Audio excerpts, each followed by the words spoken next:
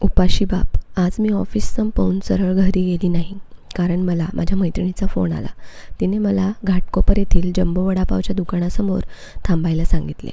तिला थोडं शॉपिंग करायचं होतं, म्हणून ती म्हणाली, आज आपण एकत्र शॉपिंगला जाऊया.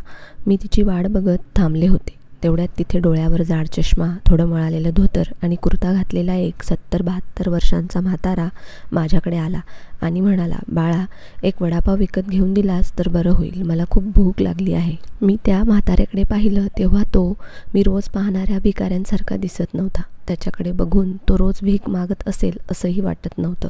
अचानक एका वृद्ध व्यक्तीने माझ्याकडे काहीतरी मागितले या विचारात मी माझ्या पर्समधून 50 रुपये काढले आणि म्हाताऱ्याला दिले आणि म्हणाली, काका, भूक लागली आहे का? तर हे घ्या 50 रुपये, काहीतरी खा. म्हातारा म्हणाला, नाही बाळा, पैसे देऊ नकोस. माझ्यासाठी फक्त एक वडापाव आणून दे, एवढं पुरेसं आहे.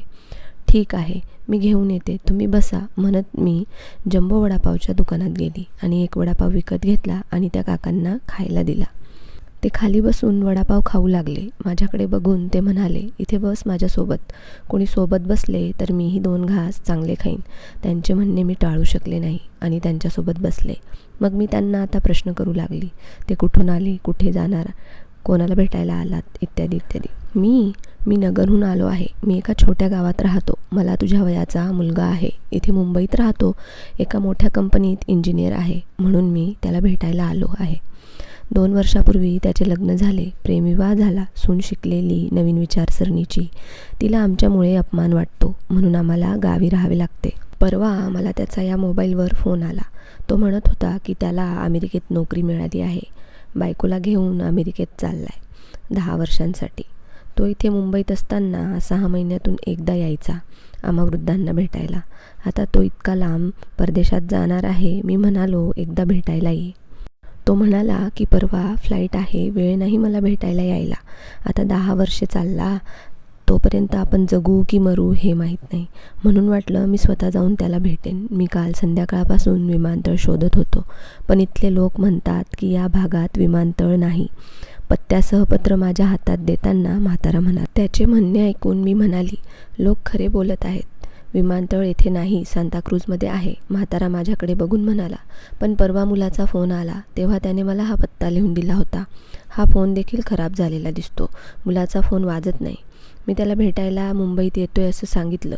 असं म्हणत म्हाताऱ्याने मोबाईल मला बघायला दिला. आता माझ्या एका हातात पत्र आणि दुसऱ्या हातात मोबाईल होता. मी मोबाईलचे बटन दाबले आणि मोबाईल नीट चालत असल्याचे दिसले आणि मोबाईलमध्ये नेटवर्क देखील पूर्णपणे येत होते. मी त्यांना विचारले, काका, तुम्ही फोन का नाही केला त्याला? बाळा, फोन कसा वापरायचा हे मला कुठे माहीत आहे. कोणी फोन केला तर मी तो उचलतो, ते म्हणाले. मी आलेल्या कॉलवर गेलो आणि शेवटच्या नंबरवर कॉल केला. 2 रिंगनंतर कॉल डिस्कनेक्ट झाला. मग मी पत्र उघडून पाहिले. त्यात आम्ही बसलो होतो त्या जागेचा पत्ता होता. म्हणजे मुद्दाम चुकीचा पत्ता दिला होता. मला समजले होते की तो मुलगा चुकीचा पत्ता देऊन आईवडिलांना टाळत होता आणि आता तो त्यांचा फोनही उचलत नव्हता. तो ज्या विमानात बसला होता ते त्याच्या आईवडिलांच्या दिशेने कधीच उडणार नव्हते, हेही मला कळले होते. तेवढ्यात माझी मैत्रीण तिथे आली आणि म्हणाली, चल शॉपिंगला जाऊया.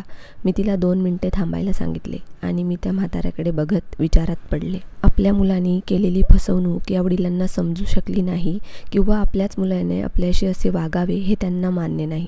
मी त्या म्हाताऱ्याला म्हणाली, काका, आता तुमचा मुलगा ज्या विमानात बसला असेल ते उडून गेले असेल. मला वाटत नाही की तुम्ही आता त्याला भेटू शकाल. त्यामुळे तुम्ही तुमच्या घरी जा. मावशी वाट पाहत असेल. माझे बोलणे ऐकून पुढच्याच क्षणी त्याचे डोळे भरून आले. तो रडलेल्या डोळ्यांनी माझ्याकडे पाहू लागला. घरी जाण्याचे भाडे देताना मी त्यांच्या हातावर हात ठेवून विचारले, काका, किती वेळापासून मी तुमच्या हातातली ही पिशवी पाहते. या डब्यात काय आहे? मोतीचूरचे लाडू. हे माझ्या मुलाचे आवडते लाडू आहेत. त्याच्या आईने ते स्वतः त्याच्यासाठी बनवून पाठवले आहेत, वडील म्हणाले. ते ऐकून माझी अवस्था अशी झाली की कोणीतरी माझे हृदय खंजिराने फाडून माझ्या सद्सद विवेकबुद्धीला रक्तबंबाळ केले आहे. मी अवाक होऊन त्या म्हाताऱ्याकडे बघतच राहिली. चल बाई, उशीर होतोय. माझ्या मैत्रिणीचा आवाज माझ्या कानावर आल्यावर मी शुद्धीवर आली आणि त्या गर्दीत तिच्या मागे जाऊ लागली. घरी पोहोचल्यानंतर मध्यरात्रीपर्यंत झोपच आली नाही. माझ्या मनात एकच प्रश्न येत राहिला.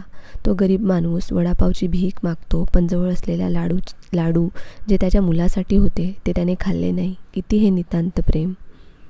मित्रांनो आणि मैत्रिणींनो, तुम्हाला जर ही गोष्ट आवडली असेल तर चॅनलला लाईक करा, शेअर करा आणि सबस्क्राईब करा. धन्यवाद.